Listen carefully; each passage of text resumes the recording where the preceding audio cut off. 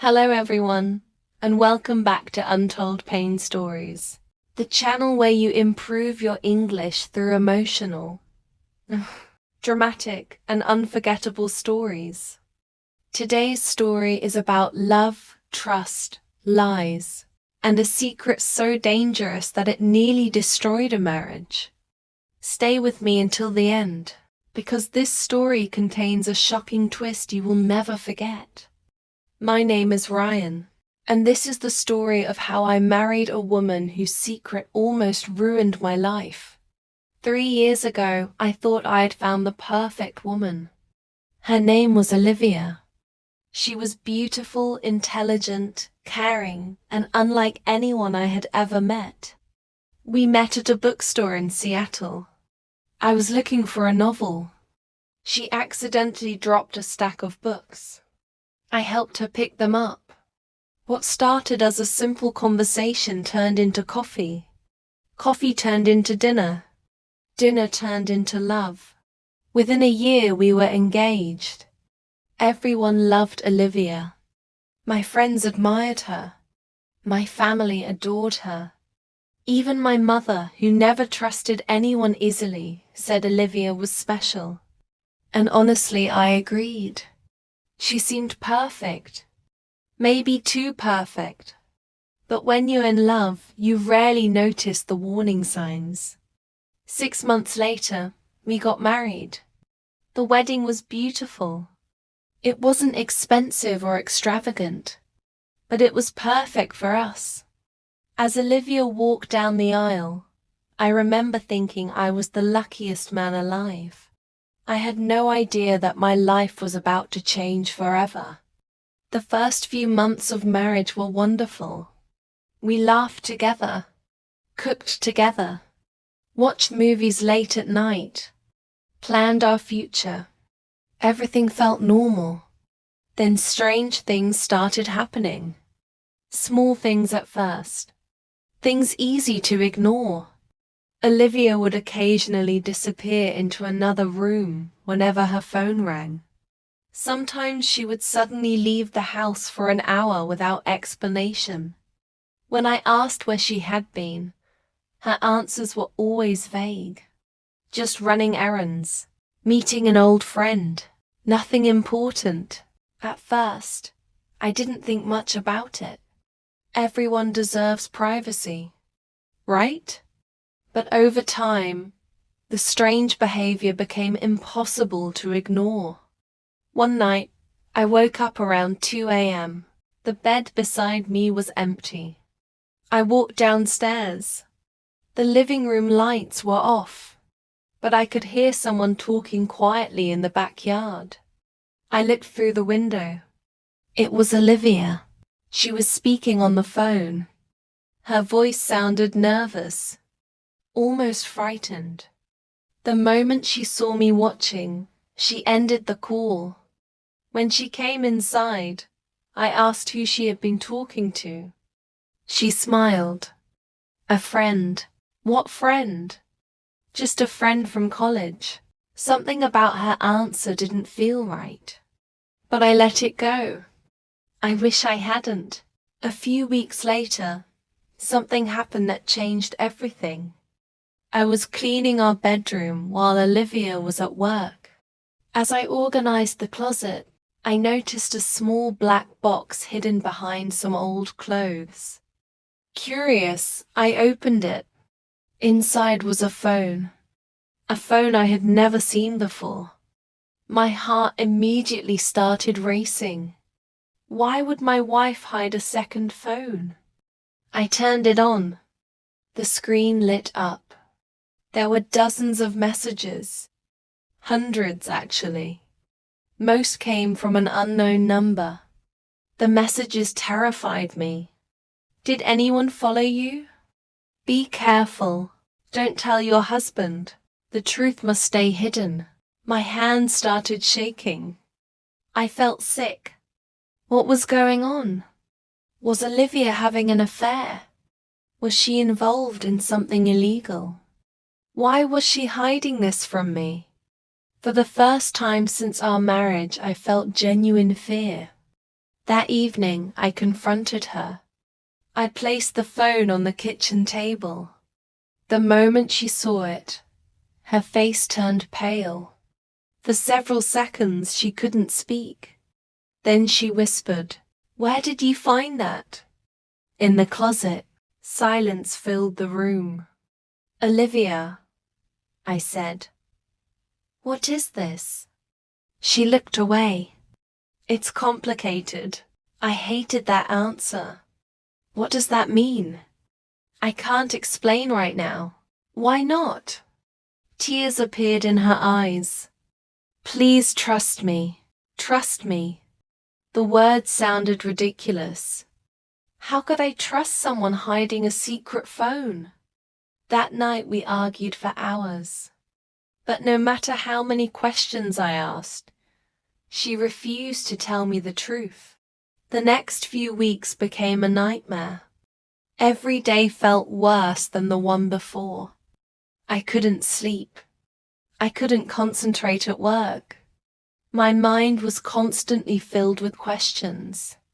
Who was sending those messages? What was Olivia hiding? And most importantly, why was she lying to me? Eventually, I decided to find out myself. I hated the idea of spying on my own wife, but I felt like I had no choice.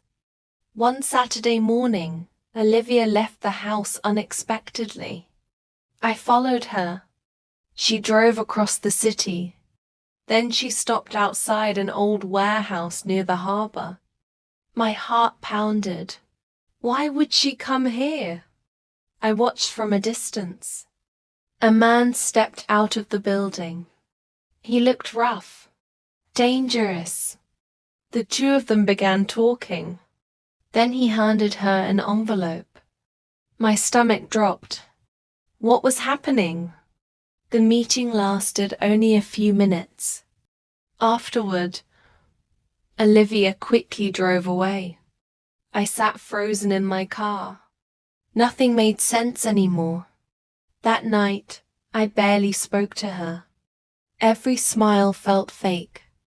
Every conversation felt like a lie. The woman I loved suddenly seemed like a stranger. Days later, another message appeared on the hidden phone. One message changed everything. It read, "She's still alive."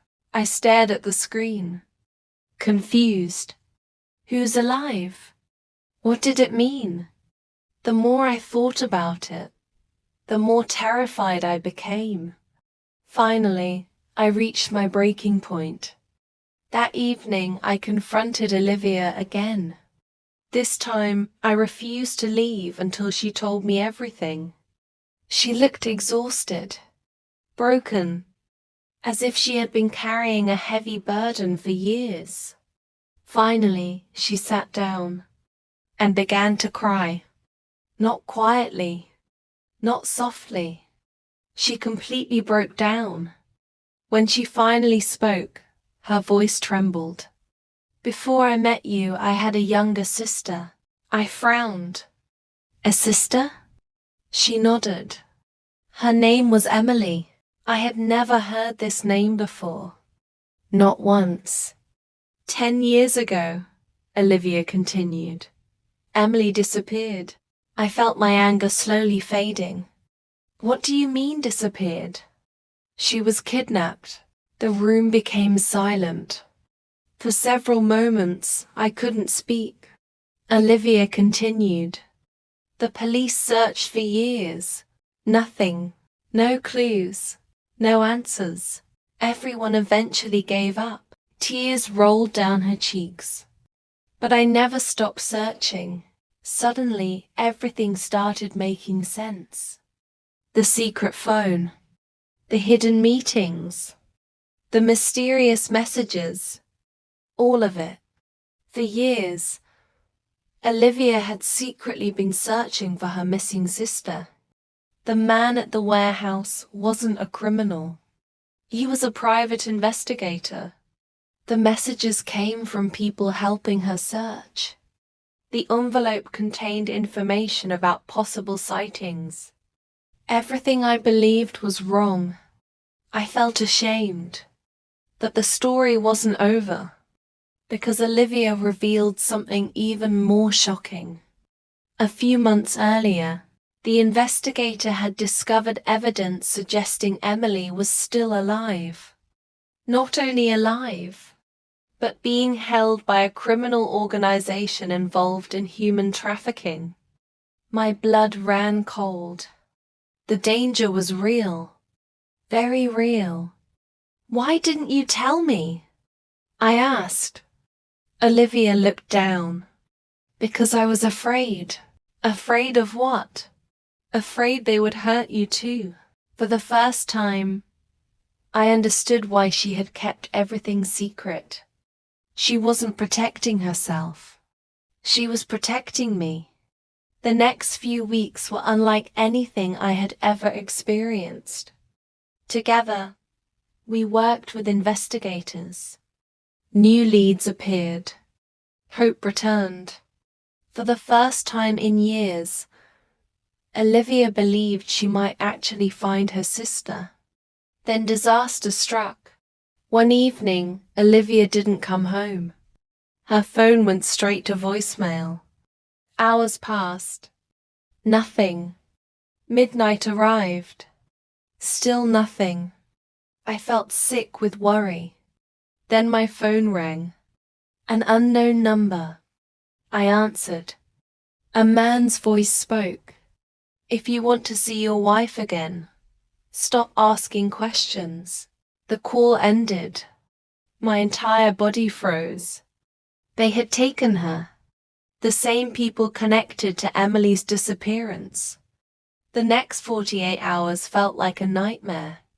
Police became involved. Investigators worked non-stop. Every minute felt like an hour. I barely slept. Barely ate. All I could think about was Olivia. Finally, a breakthrough came. Authorities tracked a location connected to the criminal network. A rescue operation was launched. The longest day of my life followed. Then, late that night, I received a call. Olivia had been found. Alive. I nearly collapsed from relief. But the miracle didn't end there. During the operation, investigators also found Emily. After 10 years. 10 long years. She was finally safe. When the sisters reunited, there wasn't a dry eye in the room. They held each other and cried for nearly an hour. A decade of pain. A decade of hope. A decade of searching. Finally over.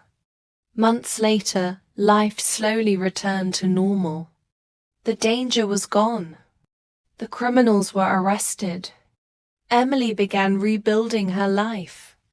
And for the first time since I had known her, Olivia looked truly peaceful.